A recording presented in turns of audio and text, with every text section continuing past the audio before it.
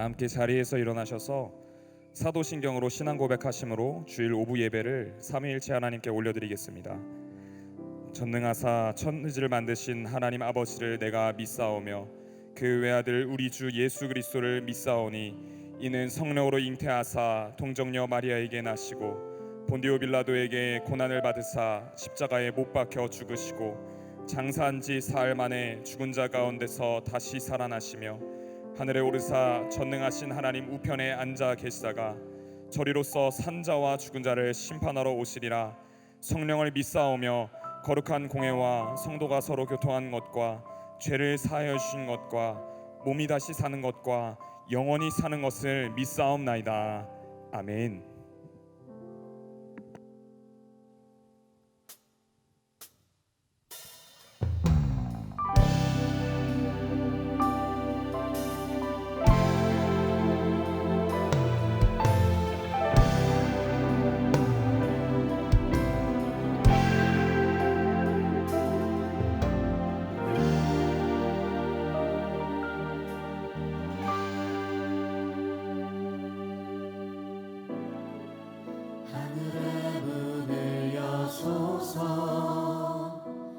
이곳을 주목하소서. 주를 향한 노래가 꺼지지 않으니 하늘을 열고 보소서. 이곳에 임재하소서. 주님을 기다립니다. 기도의 향기가 하늘에 닿으니 주여 임재하여 주소서. 이곳에 오셔서 이곳에 앉으소서.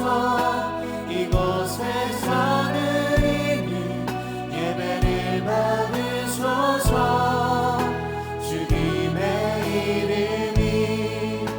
주님의 이름만이 오직 주의 이름만 이곳에 있습니다.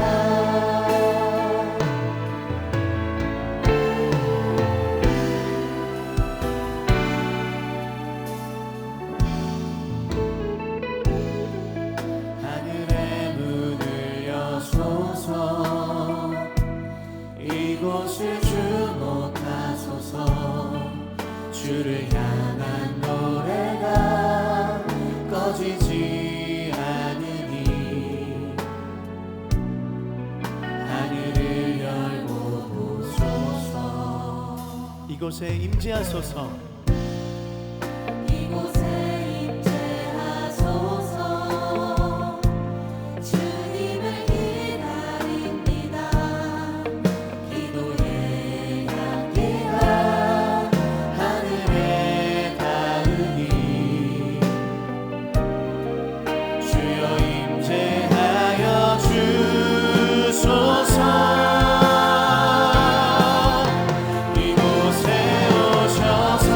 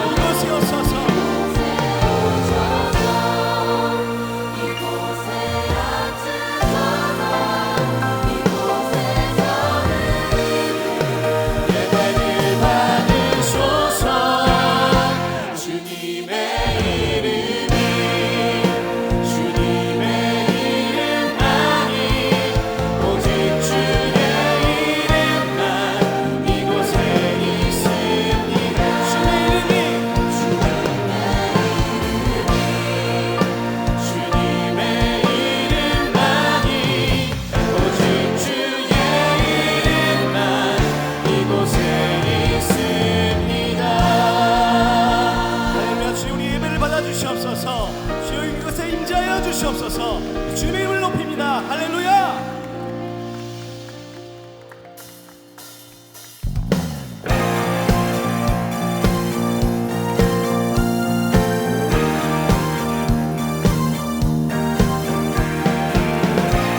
우리 모든 문제를 다스리시는 전능하신 주님의 이름을 높입시다.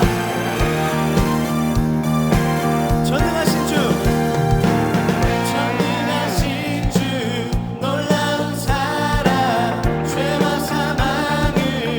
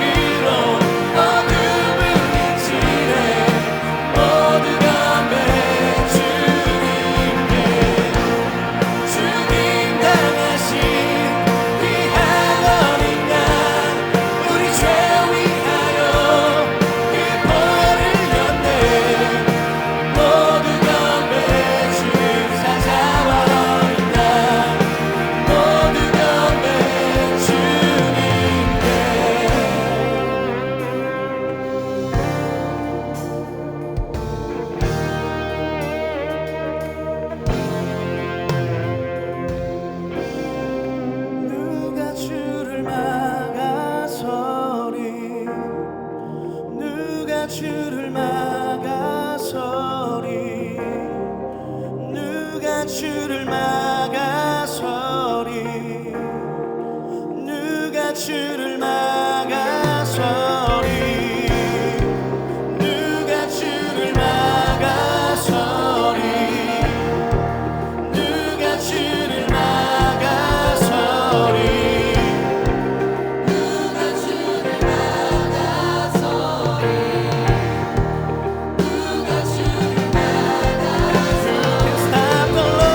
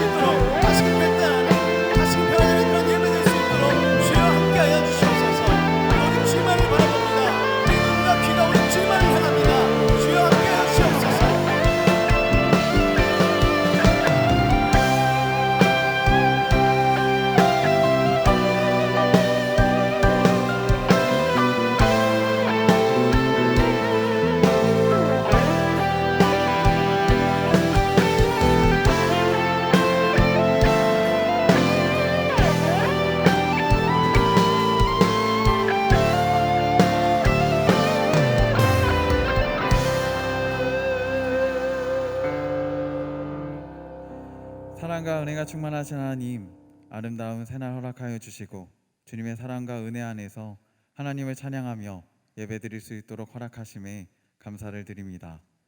예배를 통해 예수의 십자가의 사랑과 은혜를 체험하게 하시고 삶의 자리에서 구원의 은혜를 풍성하게 누리며 주님의 사랑을 전하고 나타내는 제자들이 되게 하여 주시옵소서.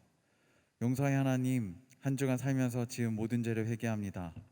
주님의 말씀과 인도하심에 순종하고 충성하며 맡겨주신 사명을 정성을 다해 감당하겠다 고백하였지만 유혹에 휩쓸리고 고난에 무너지며 하나님보다 사람을 두려워하고 나의 교만과 욕심을 주님의 무능과 냉담으로 탓한 것을 회개합니다.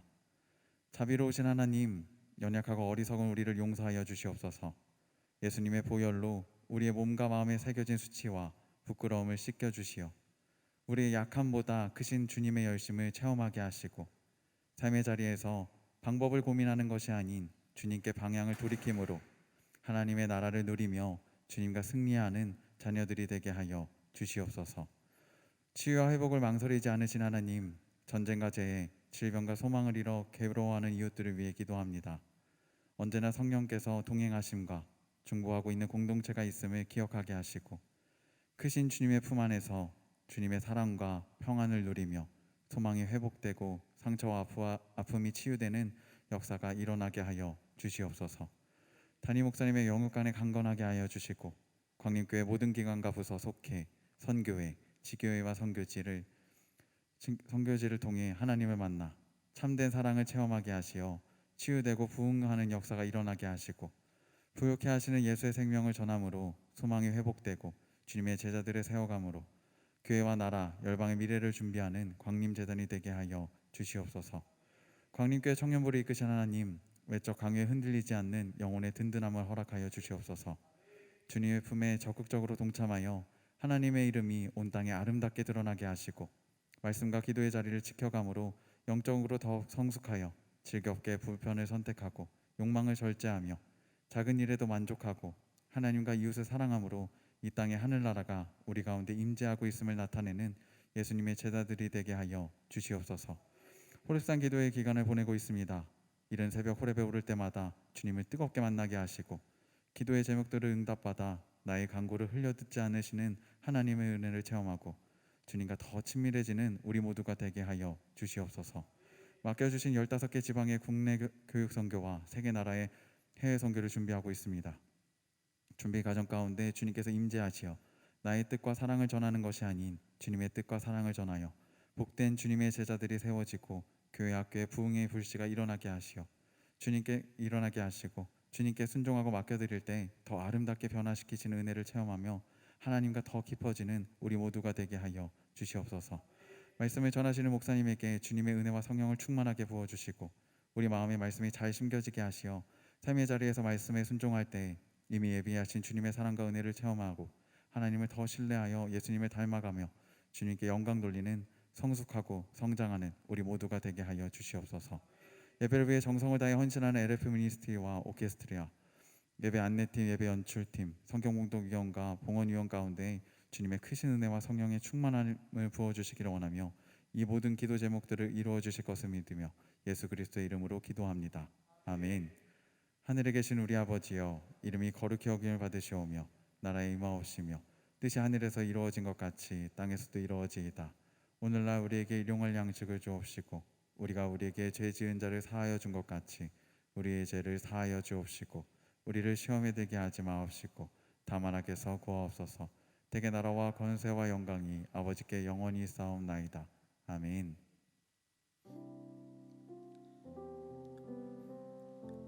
오늘 우리에게 주신 하나님의 말씀은 마태복음 9장 35절입니다. 예수께서 모든 도시와 마을에 두루 다니사 그들의 회당에서 가르치시며 천국 복음을 전파하시며 모든 병과 모든 약한 것을 고치시니라.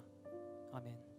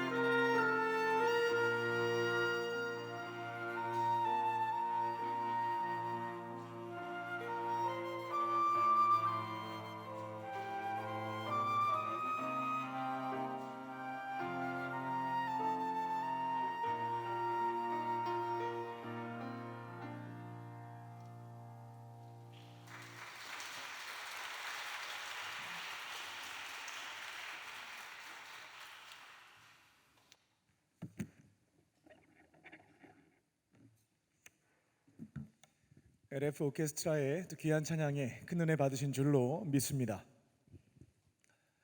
건축을 할 때 가장 중요한 것 중 하나가 기초 공사라고 합니다.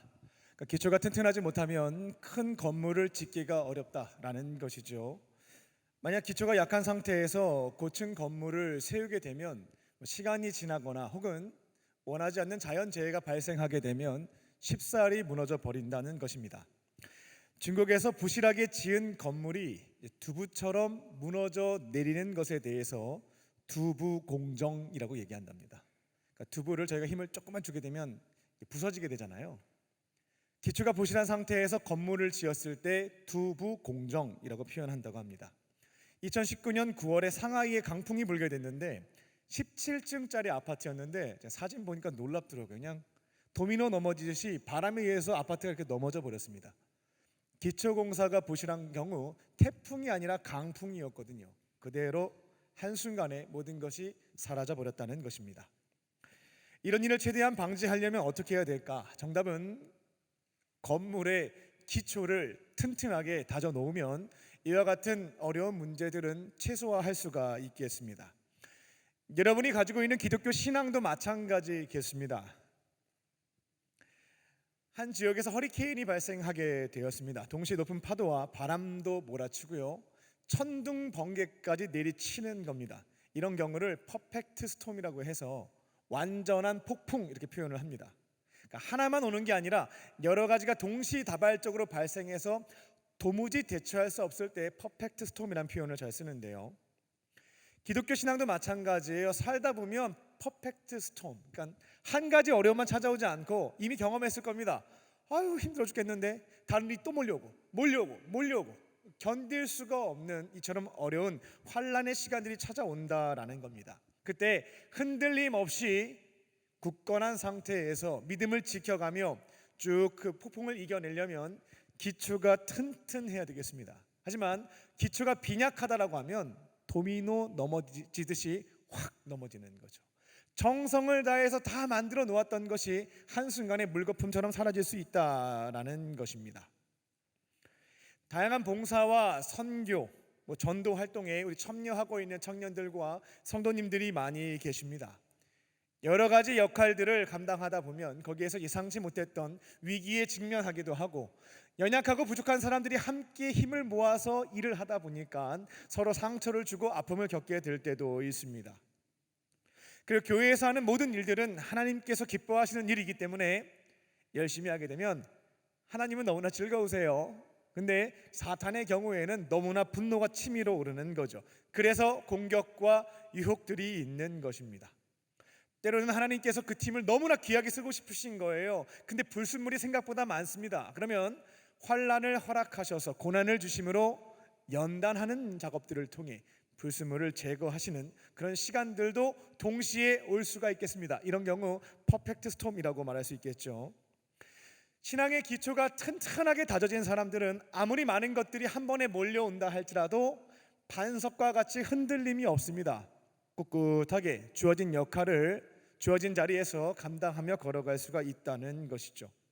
시몬스 침대가 강구하는 것처럼 흔들림이 없는 편안함으로 이 퍼펙트 스톰을 이겨낼 수가 있다라는 것이죠. 근데 교회는 오랫동안 다녔지만 여러 가지 활동, 외적인 활동에 열심히 참여했지만 기초가 튼튼하지 못하게 되면, 강력한 태풍에 한번 탁 몰아치게 되면 모든 것이 다 사라져버리는 무너짐을 경험할 수 있게 된다는 것입니다. 그래서 이곳에 계신 성도님들과 청년들이, 저도 마찬가지입니다. 반석과 같은 굳건한 믿음을 가지고 어떠한 위기의 상황 속에서도 흔들림이 없는 편안함, 굳건함을 가지고 담대하게 승리할 수 있도록 기독교 신앙에 대한 기초를 다지기 위해 베이직이라는 주제로 말씀을 전해왔던 것입니다. 첫 번째는 주일 성수였고요, 제일 중요한 뼈대입니다.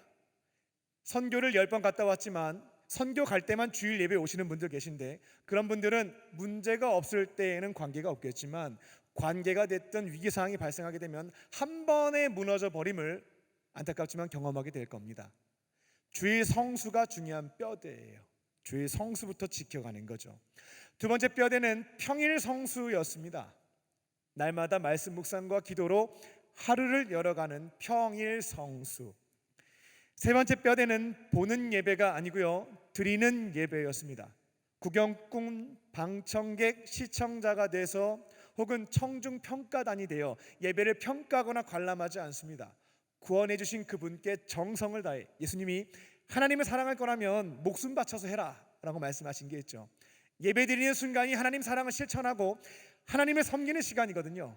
목숨을 다해서 드리는 예배, 세 번째 뼈대였습니다. 네 번째 뼈대는 믿음의 공동체인 속회죠. 제가 선교를 갈 때면 속장님의 추천을 받으라 라고 얘기하는 게 어디에 있냐면, 이 네 번째 뼈대인 속회가 있어야 돼요. 그래야 나가서 일해서 힘든 일이 발생하게 되면 집에 돌아와서 가족들과 같이 풀고 위로해주고 격려해주고 밥도 먹고 기도도 해주고 할 수가 있거든요. 근데 공동체, 믿음의 가족들이 내 안에 없다면 바깥에 나가서 열심히 일해서 문제가 생겼어요, 풀 수가 없거든요. 바로 무너질 수가 있는 겁니다. 네 번째 뼈대는 믿음의 공동체. 다섯 번째는 고난을 통한 훈련이었습니다. 이 다섯 가지 뼈대를 여러분들이 튼튼하게 세우게 된다면 오늘 여섯 번째 시간, 이 주제에 해당되는 선교, 주님의 지상 명령인 선교를 감당할 수가 있는 것입니다. 지난주 말씀을 통해서 예수님을 따라다녔던 사람들 중에는 인공위성처럼 적정 거리를 두고 맴돌면서 구경했던 사람들 무리가 있었고, 예수님에게 훈련을 받으면서 주어진 사명을 감당한 제자가 있었다 말씀을 드렸습니다. 하나님께서는 모든 사람을 사랑합니다. 무슨 일을 하든지 안 하든지 관계없어요. 행위와 율법에 따라, 결과물과 성과에 따라 여러분을 사랑하시거나 차별해서 따뜻한 사랑을 부어주시는 분이 하나님은 아닙니다. 하나님은 여러분 존재 그 자체를 너무나 사랑하시는 분이죠. 근데 사랑하는 자녀들 중에는 하나님께서 신뢰할 수 있는 믿음직한 자녀들이 있어요. 여러분이 예수님의 무리를 넘어서 제자가 되길 원하신다면, 사랑받는 자녀를 넘어서 신뢰받는 자녀로서 사명을 이루어가길 원한다면 이 다섯 가지 기초를 튼튼하게 세우실 줄 믿습니다. 이게 튼튼하게 세워지면 예수님이 우리에게 주신 지상명령, 가장 상위에 오를지 랭크되어 있는 이 명령을 감당하는 제자가 될 수가 있는 것입니다. 오늘 말씀의 제목은 지상명령은 선교이다입니다. 다섯 가지 기초 신앙의 뼈대가 튼튼하게 세워진 주님의 제자들에게, 신뢰받는 자녀들에게 예수님이 부탁하신 지상명령, 다양한 명령 중에 가장 상위에 랭크되어 있는 이 선교, 어떻게 감당할 수 있는지 세 가지 영적인 교훈을 전하고자 합니다. 특별히 이제 2주 뒤부터는 국내 교육 선교와 또 해외 선교, 성령한국 청년 대회까지 우리 청년 공동체는 국내와 해외에서 다양한 선교의 사명들, 지상 명령을 이루어 가게 됩니다. 직접 현장에서 전방 선교하시는 분들도 있을 것이고, 후방에서 물질과 기도로 참여하는 후방 선교로 참여하는 것으로 모든 지체가 한 사람도 죄 없이 선교에 동참하게 되겠습니다. 오늘 주시는 말씀을 잘 듣고 순종하심으로 지상 명령을 예수님과 같이 온전히 이루어가는 저와 여러분 되시기를 주님의 이름으로 축원합니다. 첫 번째로, 복음을 설득하지 않고 선포합니다. 선교지에서 우리가 해야 되는 사명은 복음이라고 하는 것을 설명, 설득, 논쟁하는 것이 아닙니다. preaching, 선포하는 것입니다. 구약 성경 말고 신약 성경에 기록된 최초의 선교사는 누구일까? 구약 성경에는 요나 선지자 같은 경우가 있죠. 아수르라고 하는 다른 문화권, 다른 나라에 가서 복음을 전했으니까요. 신약 성경에 기록된 최초의 선교사는 누구냐면 예수님이십니다.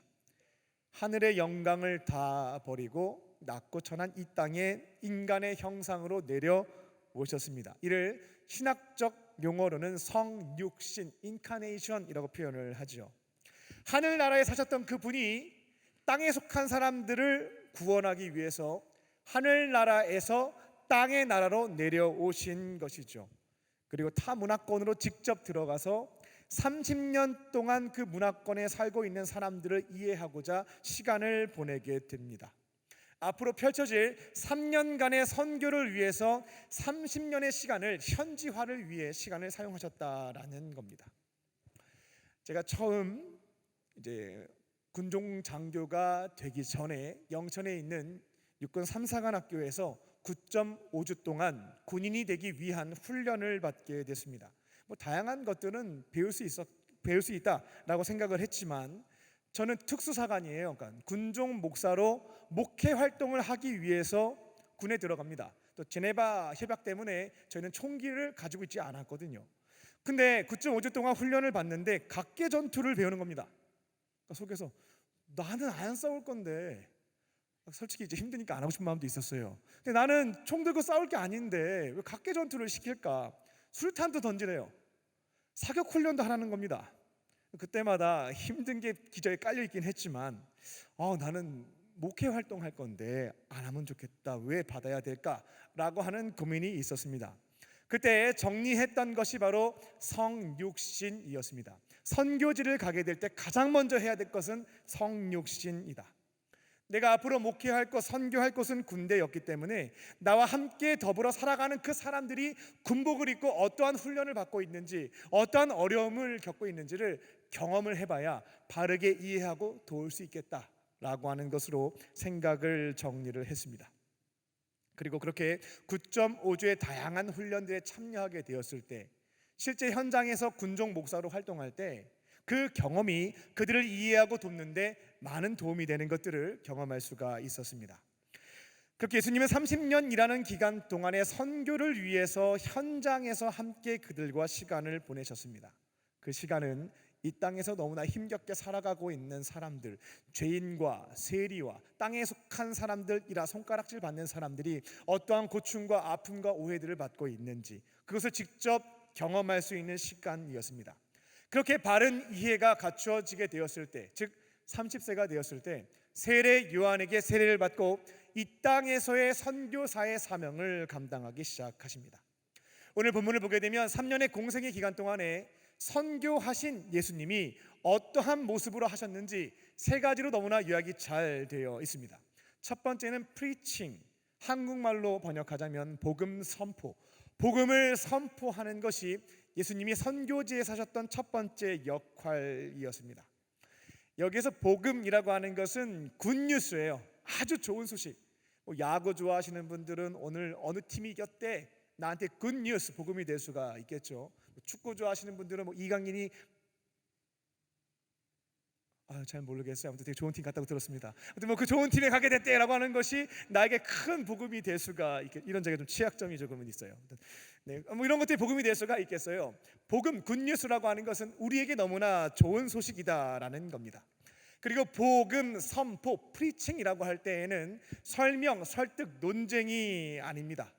선포는 뭐냐면 결정된 사안에 대해서 발표하는 거예요. 그러면 선포가 되면 이건 논쟁을 통해서 합의점을 찾는 게 아닙니다. 이미 다 결정이 끝나버렸어요. 공포된 것이기 때문에 이것을 수용할 것인지 아니면 거절할지만 남는다라는 겁니다.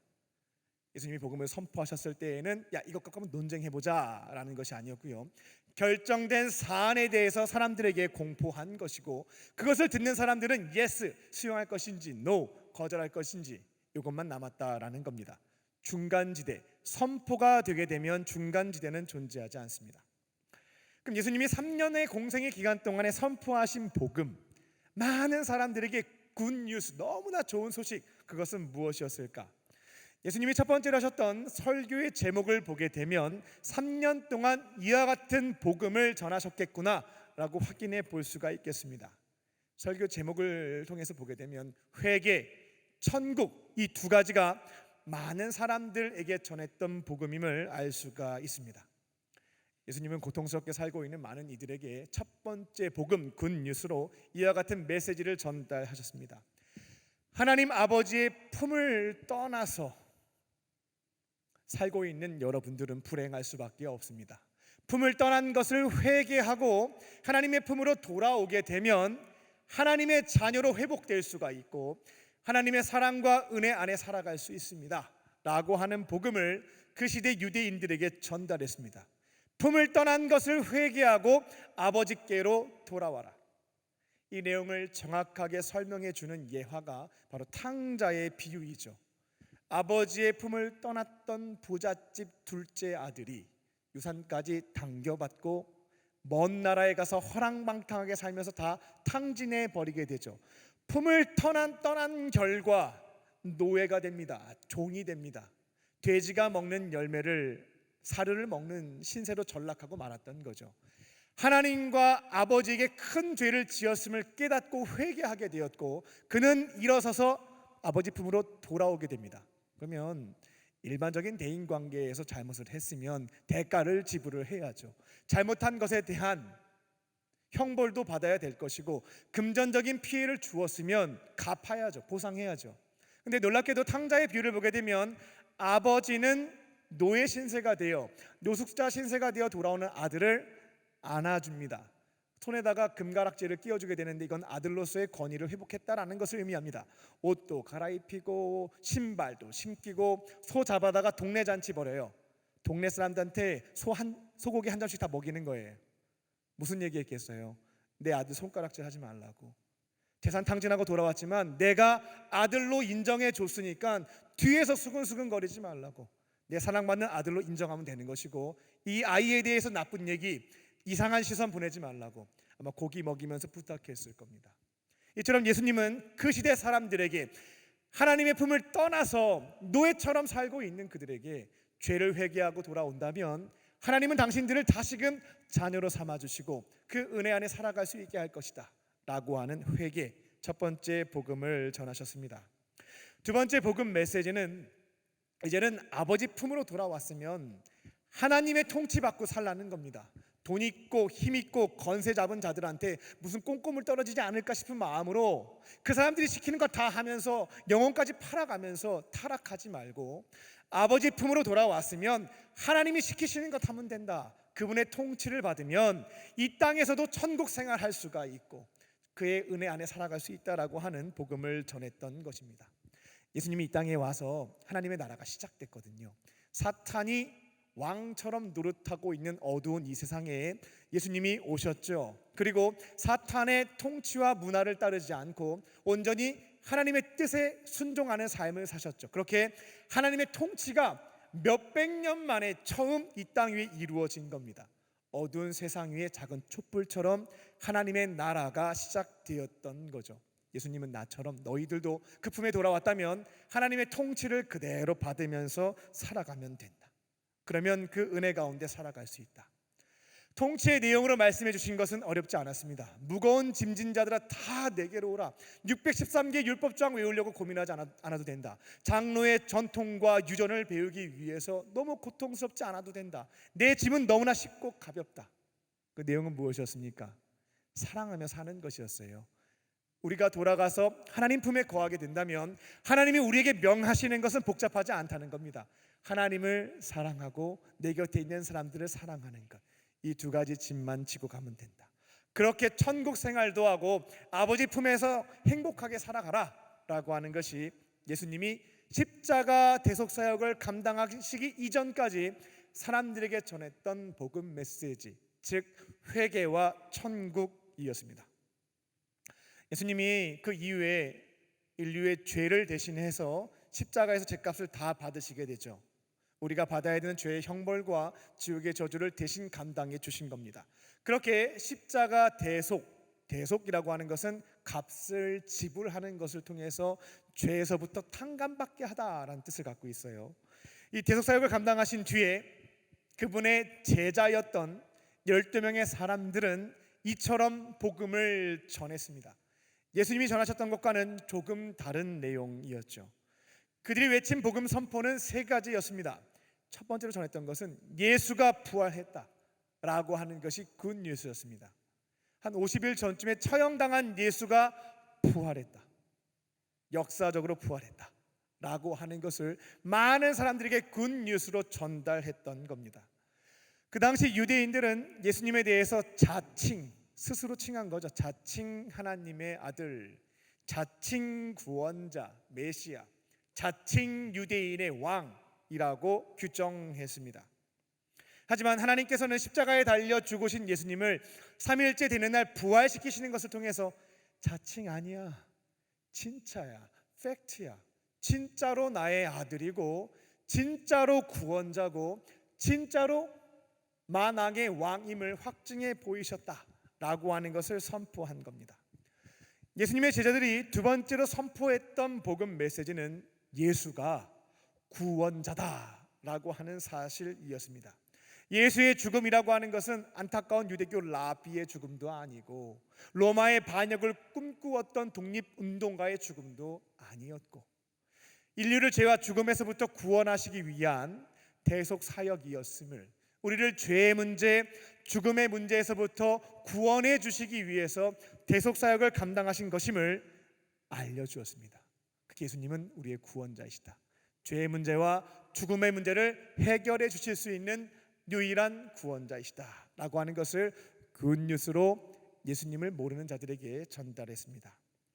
세 번째 복음 선포, 이게 제일 중요했죠. 그 예수님을 너희들은 믿게 된다면 놀랍게도 구원받게 된다 라고 하는 굿뉴스를 땅끝까지 가서 전파했습니다. 하나님은 우리 모든 사람들이 구원받을 수 있도록, 하나님의 은혜 안에 살아갈 수 있도록 모든 일들 다 행하셨고, 돈을 요구하시는 것도 아니고요, 율법 준수를 요청하시는 것도 아닙니다. 집안과 혈통을 보시는 것도 아니고요, 우리를 위해 십자가에 달려 죽으시고 부활하신 그 예수님을 나의 구원자로 인정하고 믿는다면, 마음의 문을 열고 영접한다면 죄 사함과 천국에서의 영원한 생명이라고 하는 구원의 선물을 주신다. 이걸 모르는 사람들에게 이 굿뉴스를 전달했던 겁니다. 지금 이곳에 계신 저와 여러분 모두 하나님의 무한한 사랑을 받는 자녀들입니다. 이 중에는 이제 기초신앙을 튼튼하게 하고요, 하나님께서 사명을 위해서 부르시는 자들, 제자들이 있을 겁니다. 혹은 제자 후보생들이 많으실 텐데요, 그렇게 하나님께서 우리를 제자로, 사명자로 부르실 때면 그 선교지에서 우리가 첫 번째로 감당할 것은 이와 같이 복음을 선포하는 것인 줄로 믿습니다. 복음을 선포한다라고 하는 것은 앞서 말씀드렸던 것처럼 누구랑 교리를 가지고 논쟁하거나 설득하는 게 아닙니다. 이미 다 결정된 사안이에요. 이것을 선포하는 겁니다. 이미 결정된 것을 공포하는 것이다라는 것이죠. 그들과 논쟁하기 위해서 진땀 뺄 것도 없습니다. 하나님이 이렇게 정하셨고 이것을 믿으면 구원받습니다 라고 하는 것을 전달하는 것까지가 우리의 몫인 거고요, 그것을 깨닫고 믿게 하시는 분은 성령님, 그것을 선택하는 것은 상대방의 역할입니다. 많은 분들이 복음 선포를 어려워하는 것이 내가 선포를 한 다음에 잘 설득시키고 믿게 만들어서 구원받도록 만들어야지, 이거는 우리의 영역이 아닙니다. 선포까지가 우리의 역할이고 믿게 하는 것은 성령님, 선택하는 것은 그 사람의 자유의지에 해당된다라는 것입니다. 그럼 여러분들이 이제 가정에서도, 일터에서도, 학교에서도, 혹은 국내 선교, 해외 선교를 나갔을 때에도요, 가장 깊게 생각해야 될 것은 뭐냐면 봉사활동만 하면 NGO 단체입니다. 사회봉사자와 우린 다를 바가 없다라는 것이죠. 우리가 교회로서 선교를 할 때에는 복음 선포가 1번이에요. 복음 선포. 그럼 우리가 전해야 될 복음은 무엇일까? 때를 얻든지 못 얻든지 내 곁에 있는 자들에게요, 주어가 하나님만 되면 대부분 복음입니다. 그것을 계속해서 이야기해 주시면 돼요. 야, 너 되게 힘들어 보인다, 힘내, 내가 널 위해서 기도할게. 주어가 나인 경우에는 복음이 아닌 경우가 많습니다. 힘들어하는 그 사람에게 하나님이 당신을 사랑하신다, 주님이 당신을 위해서 기도하고 계신다, 주님이 당신을 살리실 것이다. 표현이 주어가 하나님이 되거나 예수님이 되면 복음이 될 수가 있는 것이죠. 내 곁에 있는 자들에게 하나님이 당신을 너무나 사랑하십니다. 비록 당신은 죄인이지만 구원하기 위해서 예수님을 보내셨습니다. 당신이 예수님을 믿게 된다면 죄사함도 받고 영원한 생명도 얻을 수 있습니다. 이와 같은 복음을 때를 얻든지 못 얻든지 전달하는 것이 선교지에 파송받은 제자들이 해야 되는 첫 번째 우선순위인 줄 믿습니다. 근데 나는 십자가 복음이라고 하는 것은 전하기가 참 어렵습니다 라고 하는 분들이 계신다면 내가 경험한 예수님에 대해서 증언하시면 되겠습니다. 성경에 기록되어 있고 사전에 나와 있는 내용을 설명하는 것이 아니고요, 내가 경험한 것을 말하는 것을 증언한다고 하죠. 법정에 가서 증인으로 선다고 하는 것은 내가 본 것을 이야기하는 거잖아요. 사도행전 1장 8장에서 너에게 성령이 임하시면 예루살렘과 유다와 사마리아 땅 끝까지 이르러 내 증인이 될 것이다 라고 말씀하셨죠. 경험한 것을 얘기하는 사람들이 된다라는 겁니다. 선교지에서 십자가 복음 그 자체를 전하는 것이 어렵다면 내가 경험한 예수님, 나를 변화시켜 주신 예수님, 내 기도에 응답해 주신 예수님, 이와 같은 어려움에 처한 사람들, 동일한 경험이 있다면 그 상황에서 나를 위로하시고 역사하신 예수님, 그 이야기를 들려주신다면 그것이 바로 복음인 줄 믿습니다. 듣는 사람들이 아이고, 그럼 저도 예수님 만나고 싶고 예수님 믿고 싶어요 라고 하면 목사님께 안내해서 십자가 복음을 듣고 예수님 영접시키고 세례받도록 한다면 이 복음의 사명을 온전하게 이룰 수가 있는 것입니다. 이곳에 계신 저와 여러분은 교회이지 NGO 단체 회원들이 아닙니다. 저희들은 제자이자 선교사이지 사회활동가, 사회복지가 아닙니다. 우리는 파송받은 그 자리에서 봉사활동만 하는 것이 아닙니다. 우선순위는 복음을 선포하는 것인 줄 믿습니다. 때를 얻든지 못 얻든지 하나님 이야기 많이 해주시고요, 믿음 있으신 분들 십자가 복음도 전파하심으로 많은 영혼들을 건져내어 살리는 저와 여러분 되시기를 주님의 이름으로 축원합니다. 두 번째로 사랑을 삶으로 가르칩니다. 예수님이 이 땅에서 선교사로 활동하실 때에 복음을 선포하셨고요, 두 번째로는 사랑을 가르쳐 주셨습니다. 말씀으로만 가르쳐 주시지 않고 삶으로 그 내용을 보여주셨다라고 하는 것이 특징입니다. 타 종교의 창시자들을 보게 되면 그 사상을 이론으로만, 개념으로 접근하는 것들을 볼 수가 있죠. 관념, 이론, 사상, 개념으로 지식 전달해 주는 것입니다. 하지만 예수님은 이 땅에 계시는 동안 사랑이라고 하는 것을 사상, 개념, 철학으로 설명하시지 않았죠. 삶으로 사랑이 무엇인지 그 행동을 통해서 보여주셨다라는 것입니다. 예수님은 이 세상을 사랑했기 때문에 낮고 천한 이 땅의 왕의 형상이 아닙니다. 종의 형상, 우리와 동일한 모습으로 오셨습니다. 그리고 우리를 너무나 사랑하셨기 때문에 저 먼 발치에서 고생하며 살고 있는 사람들, 가까이 가기는 좀 지저분하다, 멀리 떨어지지 않고 그들의 삶의 현장에서 같이 먹고 자면서 생활하셨습니다. 그리고 그들에게 내가 원하는 것을 주는 것이 아니고요, 찾아온 자들의 이야기를 듣고 필요를 채워주신 것도 확인해 볼 수가 있겠습니다. 결국에는 우리를 너무나 사랑했기 때문에 돈 몇 푼 적선한 것이 아니고요, 자신의 생명까지 아낌없이 바치셨습니다. 이처럼 예수님은 그 곁에 있는 사람들, 선교지에서 하나님이 우리에게 요구하시는 사랑이라는 것이 무엇인지를 삶을 통해서 행동으로 보여주셨습니다. 요한복음을 보면 예수님이 십자가에 달려 돌아가시기 전에 최후의 만찬입니다. 그분의 제자들과 마지막으로 식사하는 자리가 있었죠. 그때 실물 교육입니다. 실제 어떤 행동을 통해서 중요한 내용을 전달하시게 되는데, 성찬식도 제정했습니다만 세족식을 진행한 것을 우리는 알고 있습니다. 앞으로 제자들이 가르쳐야 되는 사랑이 구체적으로 무엇인지를 사상, 이론으로 접근하지 않고 삶으로 구체적으로 알려주셨던 것입니다. 예수님이 이 사랑을 실천하는 방법으로 제안하셨던 첫 번째 내용은 무엇이냐면 겸손하게 자신을 낮추는 것이 사랑이다 라고 하는 것을 가르쳐 주시죠. 요한복음을 보게 되면 세족식에 대한 내용을 보게 되는데요, 겉옷을 이렇게 벗으세요. 그리고 수건을 두르시게 됩니다. 옷을 벗는 건 그 당시 하층민 취급받았던 노동자들이 일할 때 하는 모습이었습니다. 랍비들이 보이는 모습이 아니죠. 근데 옷을 벗었어요. 수건을 두르는 행위 또한 지엄하신 분께서 하실 행동은 아니고요, 노예들이 일할 때 수건을 잘 둘렀습니다. 그리고 발을 씻어 주시게 되는데 그 당시 집에 온 사람, 손님의 발을 씻어주는 것은 주인이 하는 것이 아니고요, 그 집에서 제일 밑에 있는 노예가 하는 행동이었습니다. 손님의 더러운 발을 직접 씻어주는 거죠. 물 가지고 와서요. 예수님이 제자들에게 우리가 실천해야 되는 사랑이 무엇인지를 행동을 통해서 보여주시게 되는데, 누구보다 자신을 겸손하게 낮추고 상대방을 높여주는 것, 존중하는 것이 사랑이다 라고 하는 것을 겉옷을 벗고 수건을 두르고 발을 씻는 것으로 알려주신 겁니다.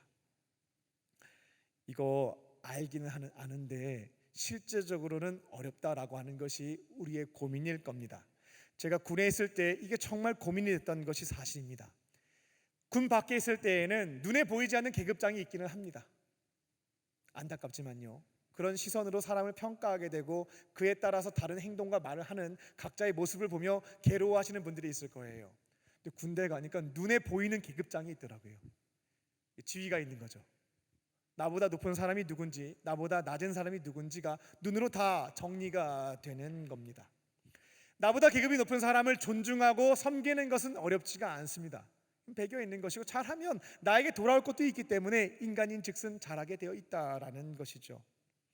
근데 나보다 계급이 한참 낮은 곳에 있는 사람들에 대해서는 존중하는 것, 나 자신을 낮추는 것이 쉽지 않구나라고 하는 것을, 저의 연약함을 경험했던 자리였습니다.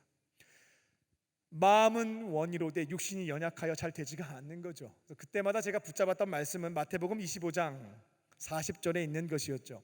지극히 작은 자에게 한 것이 곧 나에게 한 것이다 라고 하는 예수님의 말씀이었습니다.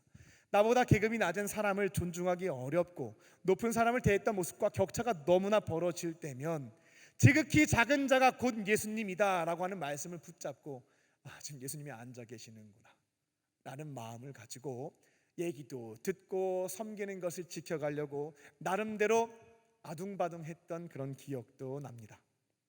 이처럼 예수님께서 사랑을 실천할 때 첫 번째로 가르쳐 주신 것은 무조건 자신을 낮추는 겁니다. 상대방을 높여주는 것입니다. 사랑 실천의 두 번째 방법은 연약한 부분, 더러운 부분을 품는 것이 우리가 실천해야 되는 사랑이다라는 것이었습니다.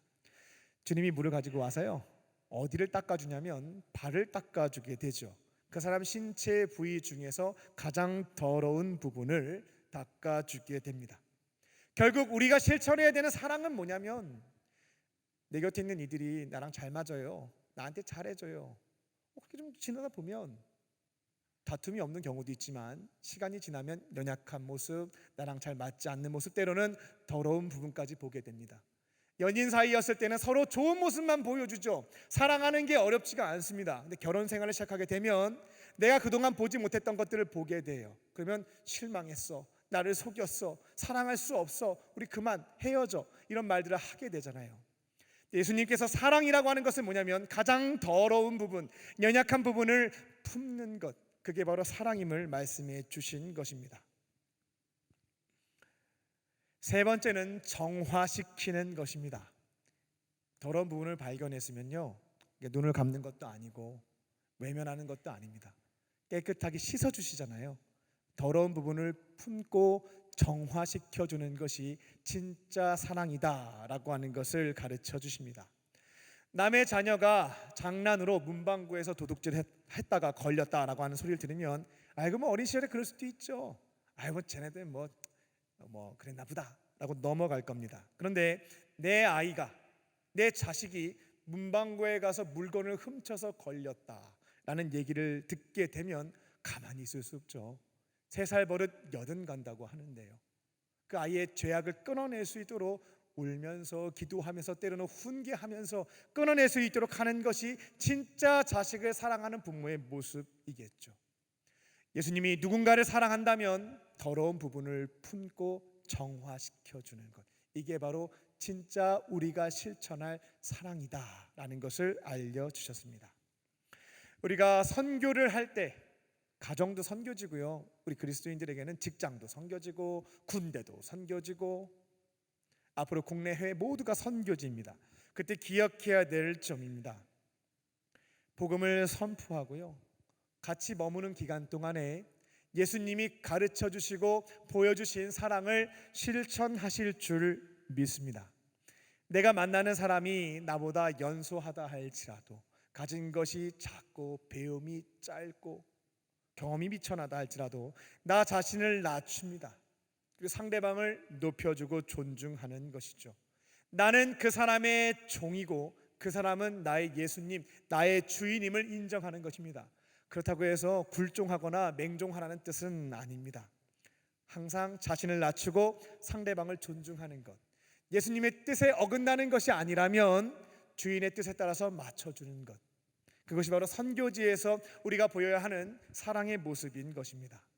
같이 이렇게 지내다 보면 우리 어린 아이들도 또 선교지에서 만난 사람들도 처음엔 너무나 예쁘고 좋아요. 시간이 지나면 그 사람의 연약한 점과 더러운 부분들을 보게 되는 것들이 생기게 되는 거죠. 그때 버리지 않습니다. 피하지 않습니다.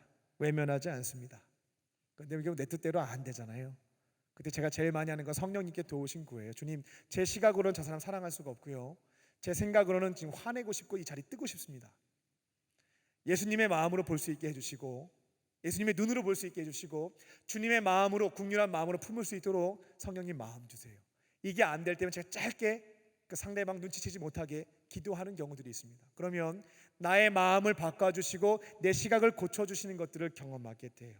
그러면 더러운 부분과 연약한 부분이 발견됐다 할지라도, 저도 똑같이 연약하고 더럽지만 그런 반응들이 제 안에 나타날 때면 그렇게 도우심을 간구하고 주시는 은혜와 사랑으로 눈과 마음을 바꾸게 됩니다.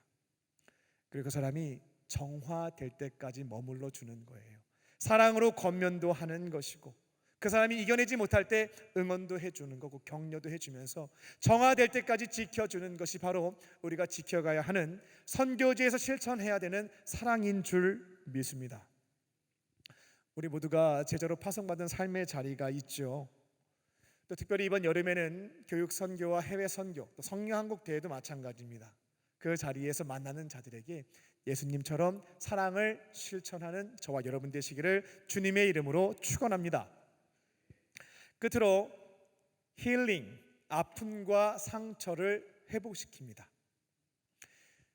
예수님은 이 땅에 선교사로 오셔가지고요, 선교지에서 복음도 선포하시고 사랑도 가르쳐 주시고 악한 것과 병든 것을 힐링, 고치시고 회복시켜 주십니다. 사복음서에 기록된 내용을 보게 되면 예수님의 힐링 사역은 세 가지로 구분되어 있는 것을 볼 수가 있어요. 먼저는 육체의 질병, 육체를 힐링, 치유해 주시는 것을 볼 수가 있습니다. 예수님이 못 고칠 질병이 하나도 없다라고 하는 것을 쉽게 발견할 수가 있죠. 한센병 환자도 있고, 중풍병자도 있고, 못 걷는 분도 있고, 앞을 못 보시는 분도 있었고, 손을 움직이지 못하는 사람들도 있었습니다. 혈류증 환자도 있었고, 다 고치시죠. 나중에는 죽은 사람까지 살리시게 됩니다. 그리고 사도행전을 보게 되면 예수님 부활 승천 이후 성령의 권능, 디나미스를 받은 제자들 역시 많은 병자를 치유하고 죽은 자까지 살리는 것을 보게 됩니다. 예수님은 두 번째로 마음의 상처를 고쳐 주십니다. 육체의 질병을 고치는 것 일만 하지 않고요, 그로 인해서 발생한 아픔과 상처까지 힐링, 치유해 주시는 것들을 볼 수가 있습니다. 요한복음을 보게 되면 회당장, 이 교회를 관리하는 대표입니다. 회당장 야이로의 12살밖에 되지 않은 딸이 죽기 직전 이 병든 상태에 대해서 예수님이 듣게 되죠. 그래서 빨리 고쳐주기 위해서 발걸음을 옮기게 됩니다. 골든타임이니까 빨리 가는 거죠. 근데 길이 좁았어요. 많은 사람들이 근데 예수님이 이 병든 아이를 어떻게 고칠지 지켜보기 위해서 따르기 시작했습니다. 그러니까 뒤엉켜서 좁은 길을 막 가고 있는 상황이었죠. 그때 12년 동안 혈류증에 걸렸던 여인이 예수님의 옷자락을 탁 만지게 됩니다. 바쁘신 예수님의 발걸음을, 그리고 죄인인 나, 부정한 나 말고요, 회당장님의 딸이 지금 아프대잖아요. 나랑 비교할 수 없을 만큼 너무나 존귀한 그 아이가 아프다고 하는데 내가 어떻게 그 앞길을 막겠습니까? 그러니까 앞에 나오지는 못하고 바삐 가시는 예수님의 옷자락을 탁 만지게 됩니다. 옷자락을 만지면 그 능력이 흘러나와서 혹시 내 병이 낫지 않을까, 그렇게라도 나는 은혜를 받고 싶다 하는 마음으로 만졌죠. 그랬더니만 나았습니다. 이걸로 그냥 이게 끝나면 되는데 예수님이 가다가 재촉해서 가시다가 걸음을 멈춰버리게 돼요. 그리고 제자들에게 얘기하죠. 누가 내 옷 만졌다고, 찾아내라고. 그러니까 제자 입장에서는 내용을 모르니까 너무나 황당한 거죠. 지금 사람이 죽어가고 있는데 빨리 가야 되는데 그 옷 만질 수 있잖아요. 뒤엉켜서 가는데 부딪힐 수도 있죠. 그 옷 한번 그거 만졌다고 그 찾아내라고, 이게 도대체 왜 그러시는가. 그러니까 베드로가 나중에 따지기도 합니다. 이렇게 뒤엉켜서 사람들이 가는데 이거 어떻게 찾으라고 뭐 옷 만진 사람 찾아내라고 말씀하십니까? 예수님이 그 얘기 듣고도 안 가세요. 그냥 서 있는 거죠. 찾아내라고. 그러니까 다들 황당한 상황에서 혈류증에 걸린 여인이 이대로 시간이 지체되면 안 되겠다는 생각이 들고 나중에 발각되면 이상하겠다 싶어서 예수님께 말씀을 드리게 됩니다. 제가 예수님의 옷자락을 만졌습니다. 혼날 줄 알았죠. 너 지금 제정신이냐? 지금 총각을 다투고 있는 상황에서 왜 내 옷을 만져갖고 시간을 지체하게 만들고, 너 그래도 부정탄 여인 아니냐? 부정탄 여인이 나를 만지게 되면 나도 부정타게 되는데 내가 어떻게 하나님의 능력을 행할 수가 있겠냐? 막 호통칠 거라고 이제 두려워하고 있었죠. 예수님이 칭찬해 주게 됩니다. 너의 믿음을 칭찬한다. 그리고 편안하게 가면 되겠다라고 시간을 내어주시게 돼요. 따뜻한 말을 건네시게 되는 거죠. 사람들 입장에서는 혈루증에 걸렸던 부정한 여인은 죄인이었습니다. 시간을 쓰기조차 아까운 여인인 거죠. 하지만 회당장 야이로의 딸은 높으신 분의 딸이잖아요. 귀중하고 소중한 사람이었던 거예요. 사람들 입장에서는 예수님이 시간을 쏟아야 될 것은 야이로의 딸입니다. 이 여인한테 시간 쏟을 필요가 없는 거예요. 예수님이 일부러 시간을 쓰신 겁니다. 알려주신 거죠. 여인에게도 메시지를 준 거예요. 회당장 야이로의 딸이나 당신이나 모두 다 소중한 사람이다. 사랑하는 사람이다. 사람들에게도 알려준 겁니다. 혈류증에 걸린 이 여인도 소중한 사람이고 시간을 쓸 만큼 소중한 사람이고 회당장 야이로의 딸도 소중한 사람이다. 공생의 사역을 보게 되면요, 예수님 일만 하시지 않아요. 병만 막 고쳐주시는 게 아니라 그 병으로 인하여 마음의 상처와 아픔을 겪고 있었던 사람들을 그 마음을 치유해 주시는 것들을 보게 됩니다. 세 번째는 영적인 질병을 힐링, 치유해 주시는 것을 보게 됩니다. 그럼 이제 귀신 들린 사람들 많이 쫓아내 주시는 것들을 볼 수가 있어요. 누가복음 8장을 보게 되면 거라사인 땅에서 귀신 들려서 무덤에 살고 있는 사람이 있었죠. 너 귀신 들렸구나. 그 귀신한테 묻죠. 너 이름이 뭐냐? 군대입니다. 라고 해서 물러가라 라고 해서 그 수많은 귀신이 돼지떼에 들어가서 물에 빠져 죽었다 라고 하는 내용을 누가복음 8장을 통해서 볼 수가 있겠습니다. 저는 개인적으로 귀신을 실제 눈으로 본 적은 없습니다만 성경에 기록되어 있기에 이건 누가 보더라도 귀신이 역사에서 이와 같은 이상행동을 보이는 거구나 라고 판단할 수 있는 말씀들을 들어왔기 때문에 동의하고 인정하고 있기는 합니다. 그런데 귀신을 두려워하지는 않습니다. 요즘에 악기인가요? 아무튼 그런 귀신 나오는 드라마 나온다고 들었었는데 그거 보면서 두려워하실 필요는 없겠습니다. 귀신과 비교 불가능한 예수님을 내 안에 모시고 있고 그분과 친밀한 교제를 나누고 있으면 사탄이 우는 사자와 같이 맴돌 수는 있지만 공격하거나 틈탈 수 없기 때문에 그렇습니다. 목회를 하다 보면 가끔씩 찾아와요. 귀신 들린 것 같다라고 해서 찾아오시는 분들이 분기에 한 번씩은 있는 것 같습니다. 그러면 귀신보다 센 분이 예수님이기 때문에 저는 걱정하지 않습니다. 제 능력으로 쫓아내는 거 아니거든요. 예수님의 이름에 능력이 있기 때문에 예수님의 이름을 말하고 선포하고 떠나갈지어다 라고 기도해요. 근데 상태가 그대로인 경우들이 있는 거죠. 그럼 예수님의 능력이 없는 것인가? 그런 오해는 마시고요. 귀신의 역사가 아니라 정신적인 질환이거나 마음의 상처에서부터 발생된 문제임을 분별하고요. 그 다음부터는 이제 목회적인 상담을 통해서 하나씩 치유해 나가기 시작합니다. 우리가 선교할 때 기억해야 될 세 가지입니다. 육체의 질병, 마음의 상처, 그리고 영적인 문제. 이거 회복시키는 것이 선교지에서 사명을 감당하는 저와 여러분의 역할인 것입니다. 내 몸도 성하지가 않고 내 마음도 힘들어 죽겠고 나도 지금 귀신 들린 건지 오락가락하는데 내가 어떻게 그들을 치유하고 회복시킬 수 있겠는가라는 고민을 하실 수가 있겠습니다. 이런 고민은 뭐라고 하냐면 교만이라고 합니다. 교만. 저와 여러분이 치유하는 거 아니거든요. 통로로만 쓰임 받는 것이고요. 성령께서 하시는 일에 해당된다라는 겁니다. 선교지에서 육체의 질병의 문제가 발생했으면 나의 경험과 이성과 생각으로, 상식으로 성령의 능력을 제한하는 경우들이 있는데, 여러분 생각 속에 성령을 가두지 마세요. 능력은 무한하신 분입니다. 먼저 기도하세요. 성령께서 고쳐주시기를 기도하는 겁니다. 비록 2000년 전에는 기도 외에는 질병에 걸린 사람을 고칠 수 없기에 제자들이 안수 기도할 때 많은 자들의 병들이 나았습니다. 근데 요즘에는 안수 기도 외에 의술을 통해서도 질병을 치유할 수가 있죠. 하나님이 다양한 방식으로 역사하실 수 있기에 일단 기도하시고요, 곧바로 낫지 않으면 하나님께서 다른 통로를 통해서 고쳐주시는구나 라는 믿음을 가지고 의학기술을 통해서, 의사의 손길을 통해서 기도하시고 치료받으시면 되겠습니다. 마음의 질병도 여러분들이 회복시키는 거 아닙니다. 내가 얘기를 잘 듣고 조언을 딱 주게 되면 기도해주면 나았겠지, 아닙니다. 저와 여러분이 하는 것이 아닙니다. 우리가 하는 것은 마음의 아픔을 갖고 있는 사람의 이야기를 듣는 것이죠. 그러면 성령께서 역사하셔서 위로도 주시고 소망도 주시고 해결할 수 있는 지혜도 허락해 주시는 겁니다. 영적인 문제도 고민하지 마세요. 귀신 들렸다라고 선교지에서 나타나게 되면 예수 이름으로 선포하면 됩니다. 떠나가는 것이고, 진짜 귀신이었다면 그 능력 앞에 떠나가는 것이고, 떠나가지 않으면 귀신의 문제가 아닌가 보다, 이 마음에 뭔가 큰 아픔과 상처로 인해서 문제가 생겼는가 보다, 이야기를 듣다 보면 그 상처를 찾게 되고 회복되는 것들을 통해서 그 아픔에서부터 회복되는 것들을 경험하게 됩니다. 말씀을 맺겠습니다. 5가지 기초 신앙의 토대가 새겨져 있는 사람들에게 주님께서 지상 명령인 선교를 말씀하시게 됩니다. 파송받은 자리에서 우리가 해야 되는 것은 봉사활동보다 복음 선포인 줄 믿습니다. 때를 얻든지 못 얻든지 복음을 선포하는 것입니다. 사랑을 삶으로 가르치고 육체와 영혼과 마음의 질병을 회복시키는 통로로 쓰임받는 저와 여러분 되시기를 주님의 이름으로 축원합니다. 기도하겠습니다. 살아계신 하나님,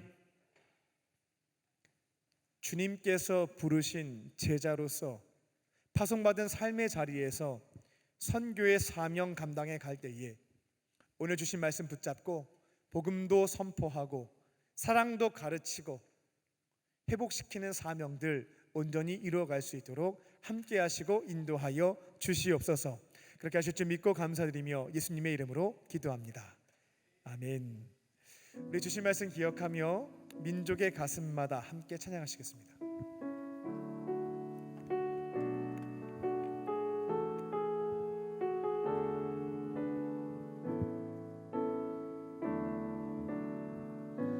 민족의 가슴마다 피 묻은 그리스도를 심어 이 땅에 부르고 푸른 그리스도의 계절이 오게 하소서, 오게 하소서.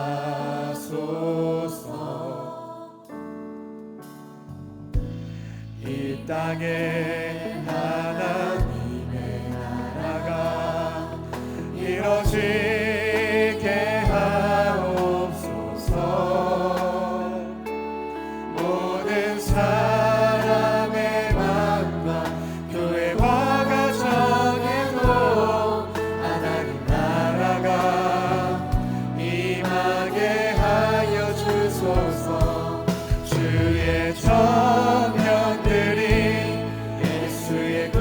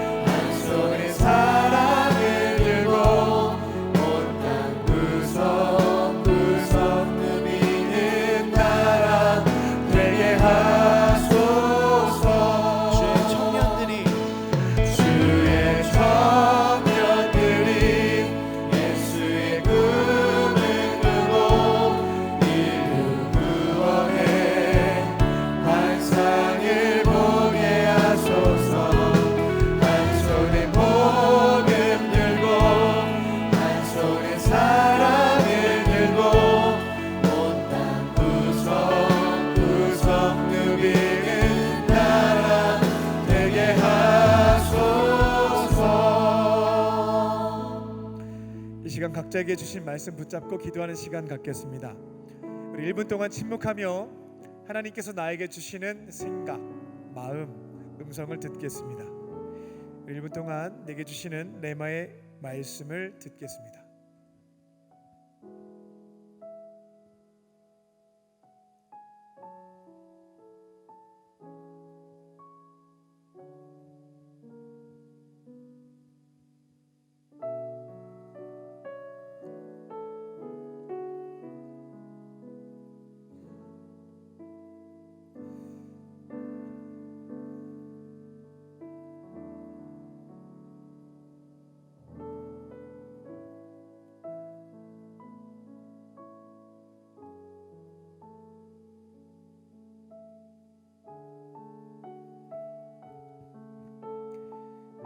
이제 각자에게 주신 말씀 붙잡고 기도하겠습니다. 성령께서 주신 말씀 붙잡고 기도하시면 되겠고요.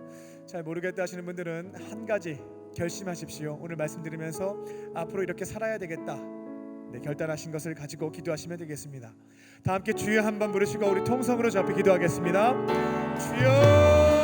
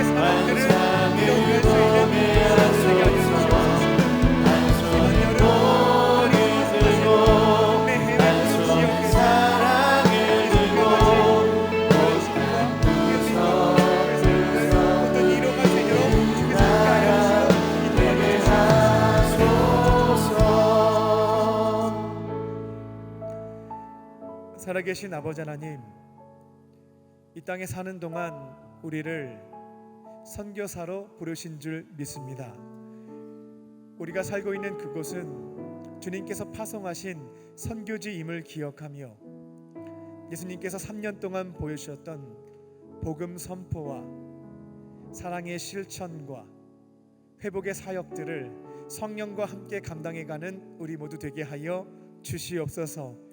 어려움이 있을 때마다 내 안에 계신 주님께 도우심을 간구하게 하여 주시고 살아계신 주님이 주시는 은혜와 능력을 가지고 이루어갈 수 있게 하여 주사 주님 부르시는 그 순간까지 이 땅에서 우리에게 주어진 지상명령 선교의 사명을 감당해가는 우리 모두가 되게 하여 주시옵소서. 그렇게 하실 줄 믿고 감사드리오며 예수님의 이름으로 기도하옵나이다.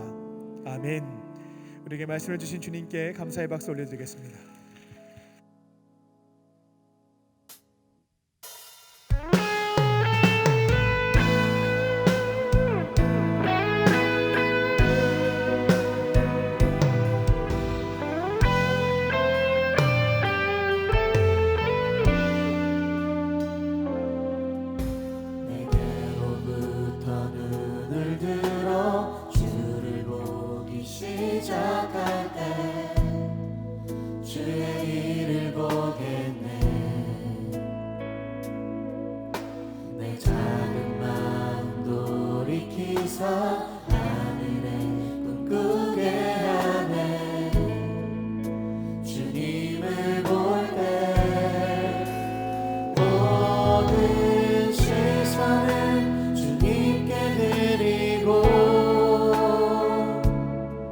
살아계신 하나님을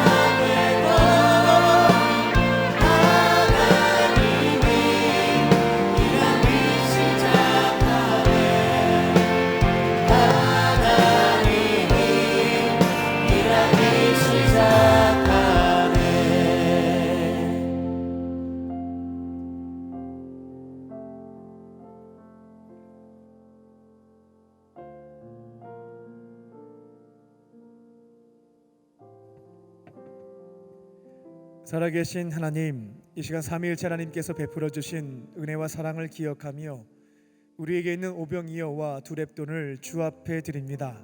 기쁘게 받아주시고 주의 나라와 그 영광 위하여 사용하여 주시옵소서.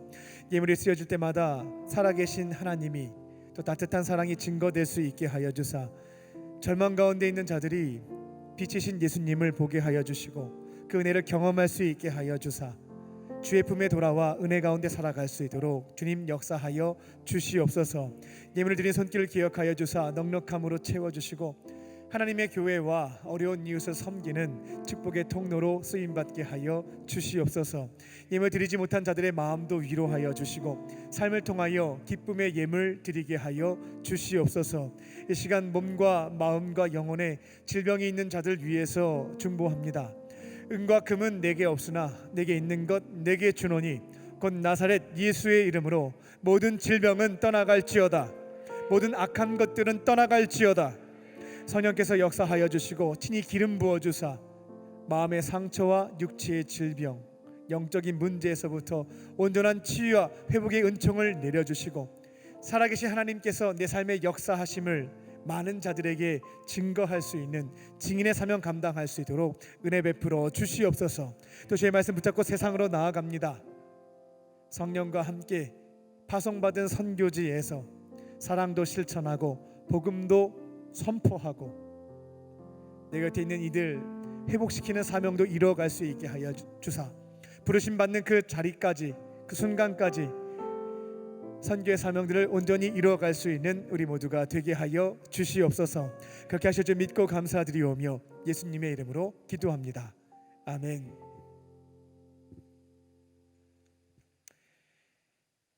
할렐루야.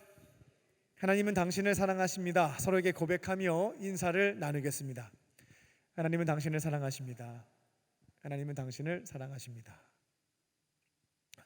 광림 코이노니아입니다. 첫 번째로 좀 저를 따라서 한번 외쳐보도록 하겠습니다. 클릭 한 번으로 선교할 수 있다. 한 번 더 따라해 볼게요. 클릭 한 번으로 선교할 수 있다. 네, 이번 여름에 제가 국내 선교도 있고 해외 선교도 있고요. 또 가장 큰 행사로는 성령 한국 청년 대회라는 것이 있습니다. 이제 한국 교회에 청년부가 남아 있는 교회가 20%가 안 된다라고 해요. 청년들이 줄어드는 숫자가 코로나로 인해서 10년 뒤 결과가 땡겨졌다라고 하거든요. 많은 청년들이 가난한 성도가 됐고 공동체가 무너진 상황입니다. 이번 성령한국 청년대회를 통해서 개인의 신앙 회복과 공동체 부흥을 위해서 헌신하고자 하거든요. 근데 제가 이제 다음 주 목요일부터 이제는 개교회 청년들이 없기 때문에 교회별로 신청하는 것이 거의 의미가 없어졌어요. 그래서 개인적으로 온라인 사전 신청을 다음 주 목요일부터 받습니다. 어떻게 하면 이게 노출이 많이 되냐고 했더니만 팔로워가 많고 구독자가 많고 좋아요가 많으면 이게 노출을 많이 시키는 시스템이라고 얘기를 좀 들었습니다. 잘못된 정보면 정확한 팩트를 말씀해 주시면 좋겠네요. 그래서 여러분들이 이제 앞으로 속회를 하시게 되면 속회 공가에 바로 클릭만 하면 해당 채널과 인스타그램에 들어갈 수 있도록 다 만들어 놨어요. 속장님은 모두 함께 해당 채널과 인스타그램 클릭하시고 팔로워가 된다고 하는 표현이 맞죠? 팔로워도 하시고 구독자도 되시고 있는 영상에 좋아요도 눌러주셔서 클릭 한 번으로 노출하는 것, 선교하는 사역들 8월 말까지 잘 감당해 주시기를 부탁을 드리겠습니다. 호래산 기도회가 돌아오는 금요일로 마무리됩니다. 금요일에는 성찬식도 있어요. 말씀과 기도를 통해서도 은혜를 경험하지만 성찬 또한 성령이 역사하시는 은총의 대표적인 수단입니다. 남은 5일 동안 참여하셔서 기도도 하시고요, 특별한 은혜도 경험할 수 있는 청년들 되시기 바랍니다. 국내 교육 선교가 이제 2주 앞으로 다가왔고요. 이제 평택과 충주, 남양주, 하남, 당진, 대전. 이 대전이라는 말을 들을 때 난 대전이다 라고 하신 분들이 있을 거예요. 그 분들이 신청하시면 되겠습니다.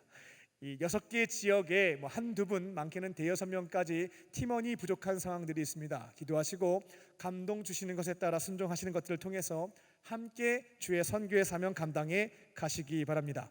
몽골과 일본, 네팔 지역 또 마찬가지로 2차 팀원 모집하는 것들이 있으니 주보를 참고해 주시고 몽골의 경우에는 선교 물품도 후원해 주시기 바랍니다. 다음 주 주일날에는 청년부 헌신 예배가 있습니다. 분기에 한번 저희가 저녁 예배를 섬기게 되는데요. 함께 모여서 식사로 교제도 나누고요. 올라와서 특송을 통해 하나님께 영광 돌려드리는 일들에 또 참여하는 청년들 되시기 바랍니다. 7월 18일에는 성령 한국 연합 기도회가 있는데요.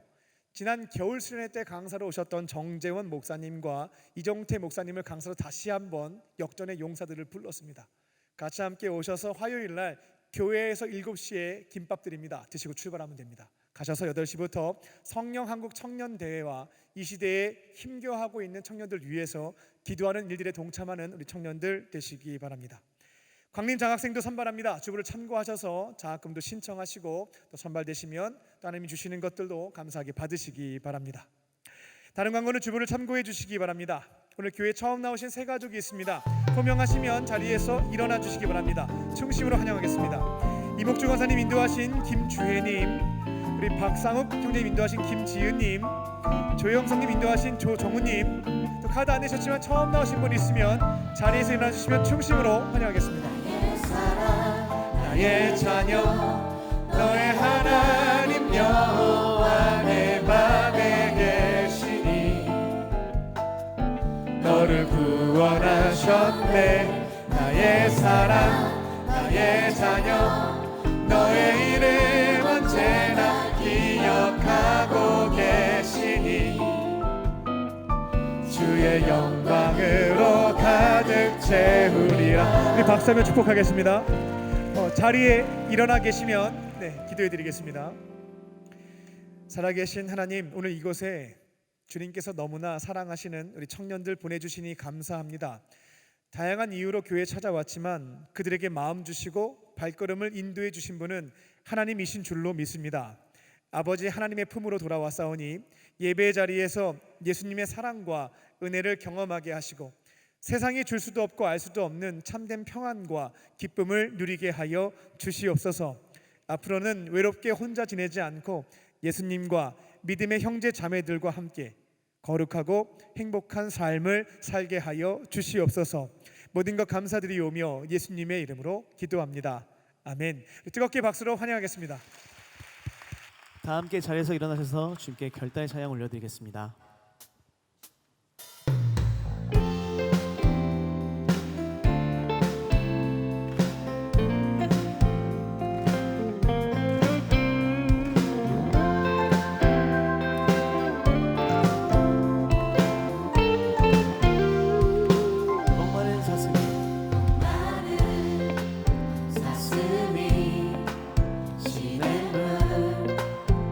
찾아 헤매는 내 영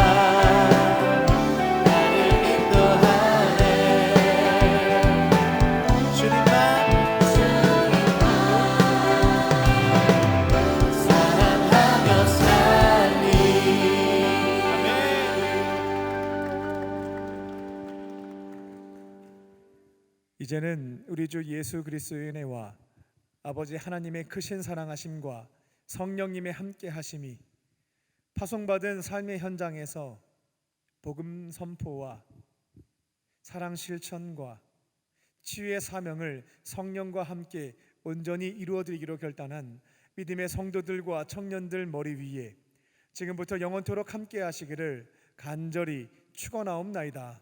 아멘.